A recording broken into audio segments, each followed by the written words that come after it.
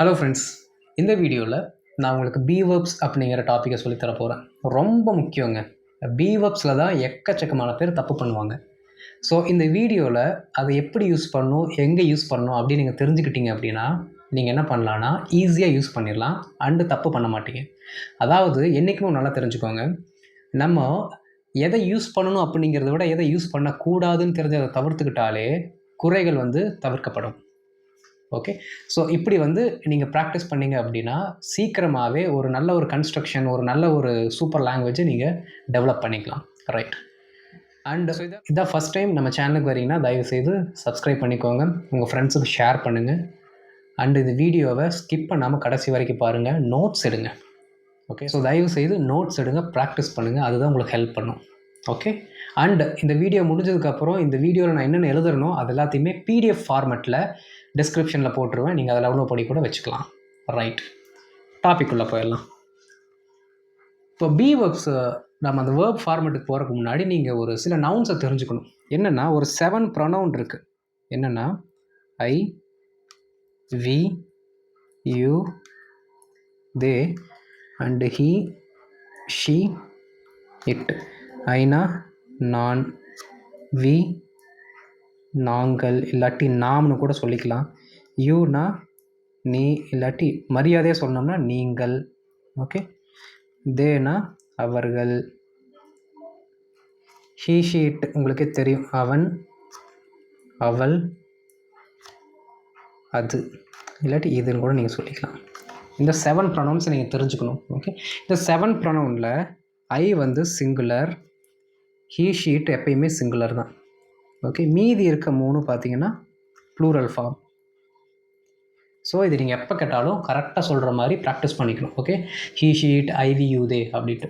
இதில் இந்த ஹீ ஷீட்டை மட்டும் நீங்கள் என்றைக்குமே தனியாக தான் படிக்கணும். ஏன்னா ஹீ ஷீட்டை பொறுத்த வரைக்கும் இது எந்த வேர்பு கூட வந்தாலும் எஸ் ஃபார்மெட்டில் வரும். நீங்கள் ஐ வாக்குன்னு சொல்லலாம், பட் ஹீ வாக்ஸ்ன்னு தான் சொல்லணும். எப்போது ப்ரெசன்ட் டென்ஸில் யூஸ் பண்ணும்போது மட்டும், மற்ற எந்த இடத்துலையும் வராது. ஸோ ப்ரெசன்ட் டென்ஸில் யூஸ் பண்ணும்போது மட்டும் இந்த ஹீ ஷீட்டுக்கு அப்புறம் வரக்கூடிய எந்த வேர்பாக இருந்தாலும் வேர்ப் ப்ளஸ் எஸ்ன்னு வரும். நீங்கள் பீவர்ப் யூஸ் பண்ணிங்கன்னா இஸ் இந்த ஃபேமிலியோடு தான் வரும். இதை நம்ம டீட்டெயிலாக பார்க்கலாம். ஓகே, ஸோ ஏன் இப்போ சொல்கிறேன்னா, என்றைக்குமே நீங்கள் ஒரு லாங்குவேஜை கற்றுக்கும் போது இந்த ஹீ ஷீட்டுக்கு தனி இம்பார்ட்டன்ஸ் கொடுத்து படிக்கணும். அதனால தான் சொல்கிறேன். ரைட், இப்போது பீவர்ப்ஸ்குள்ளே போயிடலாம். இந்த 7 ப்ரொனவுன்ஸ் நல்லா பார்த்துக்கோங்க, ஏன்னா இதை வச்சு தான் நம்ம கட்டமைக்க போகிறோம். பீவர்ப்ஸில் இந்த 5 தான் வரும் மேக்ஸிமம். ஆம், இஸ்ஸு, ஆறு, வாசு, வேர். இப்போ ஃபஸ்ட்டு இந்த பி அப்படிங்கிற வார்த்தைக்கு தமிழ் அவங்க என்ன மீனிங் கொடுக்குறாங்கன்னா இரு அப்படின்னு மீனிங் கொடுக்குறாங்க. ஓகே, சரி, இப்போ இந்த ஆம், எஸ், ஆறு, வாசு, வேர்க்கெல்லாம் என்ன தமிழில் மீனிங் அப்படின்னா, ஆம் எங்கே யூஸ் பண்ணுவோம், ஐக்கு அப்புறம் மட்டும்தான் ஆம் வரும், வேறு எந்த இடத்துலையும் வராது. ஓகே, அதனால் ஆமுக்கு இருக்கிறேன் தான் நம்ம சொல்லுவோம், நான் இருக்கிறேன் அப்படின்னு நம்ம சொல்லுவோம். ஸோ ஆமுக்கு இருக்கிறேன். அடுத்து இஸ்ஸு, அது யாருக்கு வரும்னா ஹீ ஷீ இட்டுக்கு வரும். ஏன்னா இருக்கிறாள், he is, she is, it is அப்படி தான் நம்ம சொல்லுவோம். ஸோ அதுக்கு இருக்கிறான், இருக்கிறாள், அடுத்து இருக்கிறது அப்படி நம்ம சொல்லுவோம். அடுத்து ஆறுக்கு என்ன சொல்லுவோம், ப்ளூரலாக இருக்கிறதுனால இருக்கிறோம், மனிதர்களை சொல்வதால் அப்படி சொல்கிறோம். விலங்குகளை இல்லை மற்ற பொருட்கள் சொல்லும்போது இருக்கின்றன அப்படின்னு பன்மையில் சொல்லுவோம். வாசுக்கு என்ன ஆயிரும், நான் ஆல்ரெடி சொன்னது தான், ப்ரெசண்ட்டில் வரும்போது தான் ஐக்கும் ஹீக்கும் ஷீக்கும் வேறு வேறு பீவர்ப், பாஸ்டில் வரும்போது எல்லாத்துக்கும் ஒரே பீவர்ப் தான், அது வாஸ். ஓகே, இருந்தேன், இருந்தான், இருந்தால், அடுத்து இருந்தது, இருந்தது. ஓகே, இருக்கிறது வேறு, இருந்தது வேறு, நல்லா பார்த்துக்கணும். அடுத்து வேறு அப்படின்னா இருந்தோம்,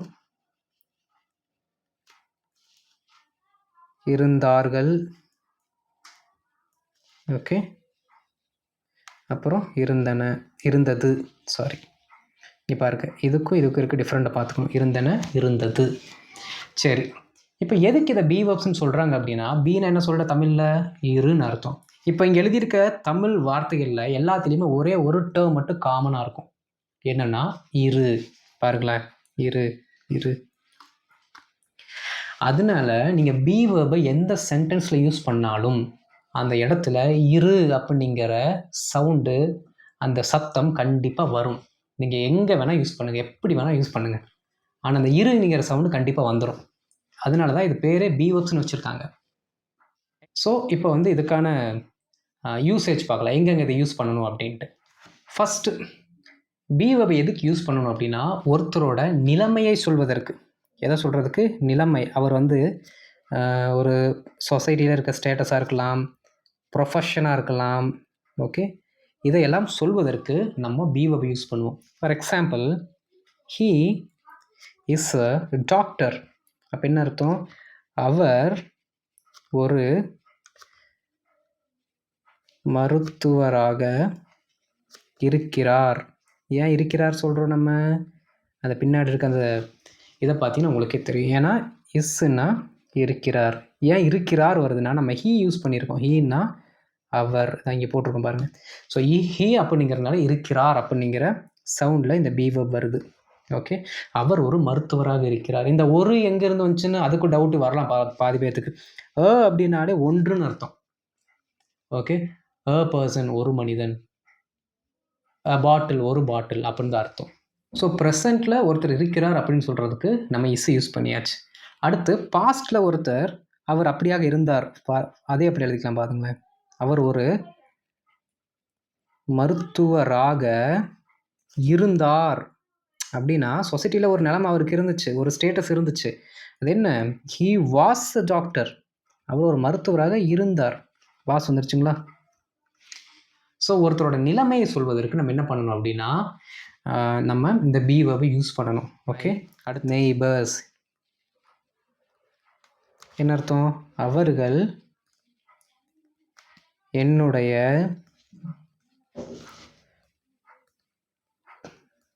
பக்கத்து வீட்டுக்காரராக இருந்தார்கள்.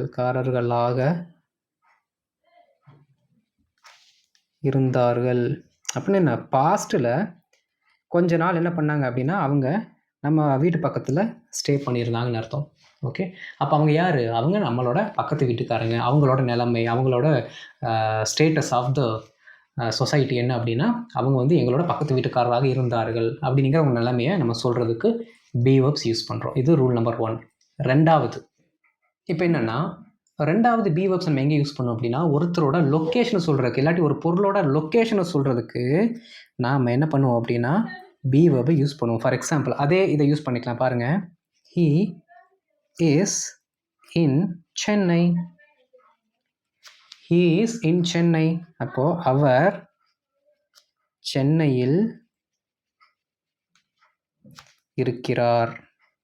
அவர் சென்னையில் இருக்கிறார். ஓகே, நல்லா கவனிக்கணுங்க. இந்த பீவர்புக்கும் இந்த நவுனுக்கும் இடையில ப்ரிப்பொசிஷன் வரணும். அங்கே என்ன எழுதுனேன்? ஹீ இஸ் அ டாக்டர்னு எழுதுனேன்.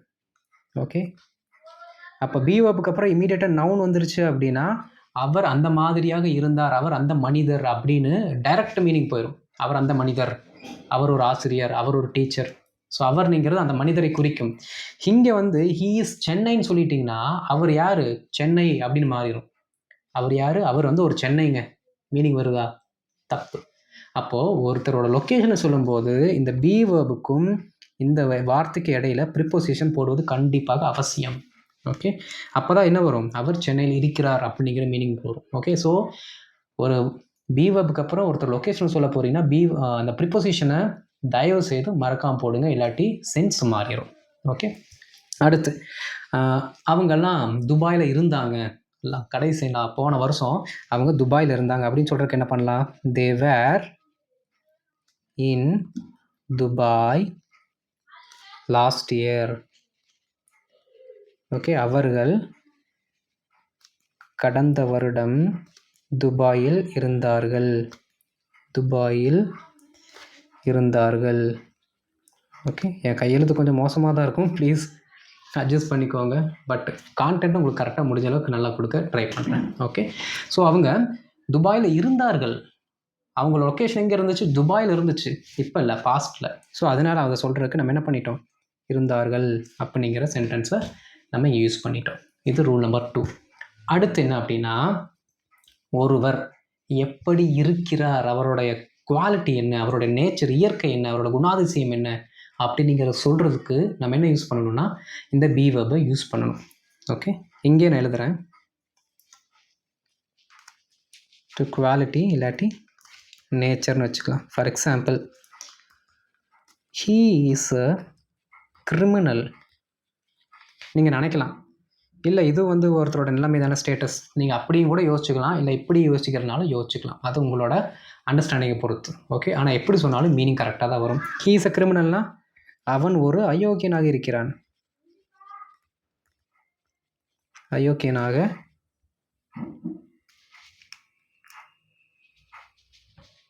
இருக்கிறான். அப்போ இவனோட குவாலிட்டியை பற்றி நம்ம சொல்லியாச்சு. ஓகே, அவன் ஒரு அயோக்கியனாக இருக்கிறான். இப்போ வாஸ் போட்டோம்னா அவன் ஒரு அயோக்கியனாக இருந்தான். He was a criminal but now he's a good man. அவன் அயோக்கியனாக இருந்தான், இப்பொழுது அவன் நல்லவனாக இருக்கிறான் அப்படிங்கிற மீனிங்கில் வந்துடும். ஓகே, ஸோ இந்த பி வெர்ப்ஸை ஒருத்தரோட அங்கங்களை இல்லாட்டி குவாலிட்டி, அவங்களோட நேச்சரை, இல்லை அவங்க எப்படி தோற்றம் அளிக்கிறாங்க, he is so handsome, she so beautiful அப்படிலாம் நம்ம சொல்லுவோம். அவள் அழகாக இருக்கிறாள், அவர் அழகாக இருக்கிறார், இப்படியெல்லாம் நம்ம சொல்கிறதுக்கும் நம்ம பி வெர்ப்ஸை யூஸ் பண்ணணும். நம்ம ப்ரெசன்ட் கண்டினியூவஸுக்கும் பாஸ்ட் கண்டினியூவஸுக்கும் என்ன பண்ணுவோம் அப்படின்னா இந்த பி வெர்பை நம்ம யூஸ் பண்ணுவோம். இது அதிகமாக ஒரு ஆக்ஷன் வேர்ட்ஸில் வரும். சரி பாருங்கள், கண்டினியூவஸ் டென்ஸுக்கு நம்ம என்ன பண்ணுவோம் அப்படின்னா இதை யூஸ் பண்ணுவோம். ஃபார் எக்ஸாம்பிள், ஆமு, வாசு, வேர், இதெல்லாம் இருக்குன்னு வைங்க. ரைட், இதில் நீங்கள் தெரிஞ்சுக்க வேண்டியது என்ன அப்படின்னா, இங்கே பாருங்கள், வாக்கிங் அண்டு ஸ்பீக்கிங், இதெல்லாம் ப்ரெசன்ட் டென்ஸாக பாஸ்ட் டென்ஸான்னு யோசிச்சு பாருங்கள். வாக்கிங் ப்ரெசண்ட்டு, ஸ்பீக்கிங் ப்ரெசண்ட் அப்படி நீங்கள் நினச்சிங்கன்னா 100% தப்பு. இந்த வாக்கிங் அப்படிங்கிறதோட இங்கே பாருங்கள், ஐஎன்ஜியோட தமிழாக்கம் என்னென்னா கொண்டு அப்படின்னு அர்த்தம். ஸ்பீக்கிங் தமிழாக்கம் அது இருக்கட்டும், ஆனால் அந்த ஐஎன்ஜி ஃபார்முக்கு கொண்டுன்னு அர்த்தம். அப்படின்னா என்ன அர்த்தம்? வாக்கிங்னா நடந்து கொண்டு, ஸ்பீக்கிங்னா பேசிக்கொண்டு. அப்போ பேசிக்கொண்டு இருக்கிறானா, இருந்தானா, இருப்பானா, அது தரல இல்லை. இப்போ வாக்கிங்கிறது வேர்பு கிடையாது. ஏன்னா ஒரு வேர்புங்கிறது காலத்தையும் சேர்த்து சொல்லணும். வாக், நடக்கிறேன், காலம் வந்துருச்சு, ஏன்னா ப்ரெசன்ட்ல நடக்கிறேன். வாக்கிங், நடந்து கொண்டு, காலம் இல்லையே, அப்போ அதனால் அது வேர்பு கிடையாது, அது ஒரு ஜெரண்ட். ஓகே, அப்போது இந்த மாதிரி வார்த்தைகளுக்கு முன்னாடி நீங்கள் ஏதாவது ஒரு பி வேர்பை சேர்த்தால் மட்டுமே அது முழுமை அடையும். ஓகே, ஐ ஆம் வாக்கிங், நான் நடந்து கொண்டு இருக்கிறேன், மீனிங் கரெக்ட். நடந்து கொண்டு இருக்கிறேன். வாஸ் வாக்கிங்னா நடந்து கொண்டு இருந்தான், நடந்து கொண்டு இருந்தான். இல்லை ஐன்னு போட்டோம் நடந்து கொண்டு இருந்தேன்னு வரும். இல்லாட்டி இங்கே என்ன மாற்றிக்கலாம், ஹீன்னு மாற்றிக்கலாம். ஹீ வாஸ் வாக்கிங், நடந்து கொண்டு இருந்தான். அடுத்து தே வேர் வாக்கிங், நடந்து கொண்டு இருந்தார்கள், நடந்து கொண்டு இருந்தார்கள், ப்ளூரல். Okay, right. ஸோ இந்த மாதிரி நீங்கள் நவுன் ப்ளஸ் பி வேர்ப், அதுக்கப்புறம் ஒரு மெயின் வேர்பு, அதுக்கப்புறம் ஒரு ஐஎன்ஜி ஃபார்ம், இந்த ஃபார்மெட்டில் வரணும். ஓகே, ஐ ஆம் walking, he is teaching, they are going, the kids are playing. இந்த மாதிரி நீங்கள் என்ன பண்ணலாம், கண்டினியூஸ் ஃபார்ம்ஸை சொல்கிறதுக்கு நீங்கள் யூஸ் பண்ணிக்கலாம். அடுத்து கண்டினியூஸை எங்கே யூஸ் பண்ணணும்? ஏன்னா இந்த ப்ரெசன்ட் கண்டினியூஸுக்கும் ப்ரெசன்ட் பர்ஃபெக்ட் கண்டினியூஸுக்கும் நிறைய பேத்துக்கு டவுட் வரும். For example, present perfect continuous, I have been teaching, நான் கற்பித்து கொண்டிருக்கிறேன், பாடம் சொல்லி கொடுத்து கொண்டிருக்கிறேன், இது மீனிங். ஐ ஆம் டீச்சிங், நான் பாடம் சொல்லி கொடுத்து கொண்டிருக்கிறேன், ரெண்டுத்துக்கு மீனிங் ஒன்று தானே. அப்போ என்ன டிஃப்ரெண்ட்டு? இந்த டவுட் எல்லாத்துக்கும் வரலாம். ஸோ எங்கே இந்த ப்ரெசன்ட் கண்டினியூஸ் பாஸ்ட் கண்டினியூஸ் நீங்கள் யூஸ் பண்ணணும் அப்படின்னா, ஆக்ஷன் கொஞ்ச நேரத்துக்கு முன்னாடி தொடங்கி இருக்கணும், அந்த ஆக்ஷன் நடைபெற்று கொண்டு இருக்கணும், அந்த ஆக்ஷன் கொஞ்சம் நேரத்தில் முடிய போகும் அப்படின்னு நமக்கு தெரியும். இன்னும் கொஞ்சம் நேரத்தில் வேலை முடிஞ்சிருங்க, இப்போ இந்த வீடியோ எடுக்கிறேன், இன்னும் ஒரு கொஞ்சம் நேரத்தில் இந்த வீடியோ முடிச்சிருவேன். அப்போ என்ன அர்த்தம்? ஐ எம் டீச்சிங் யூ, இப்போ நான் உங்களை டீச் பண்ணிகிட்ருக்கேன், இந்த டீச் பண்ணுறது கொஞ்சம் நேரத்தில் முடிஞ்சிடும். அப்போ ஒரு ஆக்ஷன் ஸ்டார்ட் ஆயிடுச்சு, இப்போ போயிட்டுருக்கு, நடந்துகிட்ருக்கு, இன்னும் கொஞ்சம் நேரத்தில் முடிஞ்சிடும் அப்படின்னு நம்மளாம் எந்தெந்த ஆக்ஷனுக்கு தெரியுதோ அது எல்லாத்துக்குமே ப்ரெசன்ட் கண்டினியூஸ் தயவுசெய்து யூஸ் பண்ணுங்கள். For example, I am studying in the college, I am studying in the college அப்படி நீங்கள் சொல்கிறீங்க. ஐம் ஸ்டடிங் இந்த காலேஜ் அப்படின்னா 3 வருஷம் படிக்கிறீங்க. அதனால ஐ ஹேவ் பீன் ஸ்டடிங் சொல்லக்கூடாது. ஏன்னா, நீங்கள் எந்த வருஷத்துல ஜாயின் பண்ணீங்கன்னு உங்களுக்கு தெரியும். எந்த வருஷத்துல போய் முடிக்க போறீங்கங்கிற டியூரேஷனும் தெரியும். ஸோ அந்த டியூரேஷன் கரெக்டாக தெரியும் உங்களுக்கு. அது கொஞ்ச நேரத்தில் முடிய போகுது அந்த ஆக்ஷன் அப்படின்னா, அந்த இடத்துல ப்ரெசன்ட் கண்டினியூஸ் யூஸ் பண்ணுங்கள். ஒரு டியூரேஷன் உங்களுக்கு பாஸ்ட்டில் தெரிஞ்சிருந்துச்சு. அந்த வேலை அப்போ ஆரம்பித்து இப்போ முடிய போகுது அப்படின்னு. இல்லாட்டி நான் 2012 15 வரைக்கும் படித்தேன் அப்படின்னா, ஐ வாஸ் ஸ்டடியிங் அப்படி நீங்கள் சொல்லணும். ஓகே. ஸோ டியூரேஷன் தெரியும் போது நீங்கள் என்ன பண்ணணும், ப்ரெசன்ட் கண்டினியூஸ் டென்ஸை யூஸ் பண்ணுங்கள். பாஸ்ட்டில் இருந்தால் பாஸ்ட் கண்டினியூஸ் டென்ஸை யூஸ் பண்ணுங்கள். For example, I am going to the market. So இதுக்கு தமிழில் என்ன, நான் சந்தைக்கு சென்று கொண்டு இருக்கிறேன். நான் சந்தைக்கு சென்று கொண்டு இருக்கிறேன். நல்லா கவனிக்கணும்.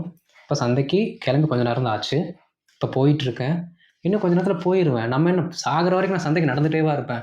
யாரும் அப்படி நடக்க போகிறதில்ல. ஸோ அதனால் ஆக்ஷன் எங்கே முடிய போகுது அப்படிங்கிறது நமக்கு தெரியும். அதனால் அங்கே நம்ம யூஸ் பண்ணுறோம். So have been, has been வந்து இந்த வீடியோவில் சொல்லி உங்களை கன்ஃபியூஸ் பண்ண விரும்பல. அதை தனி வீடியோவை போட்டுறேன்.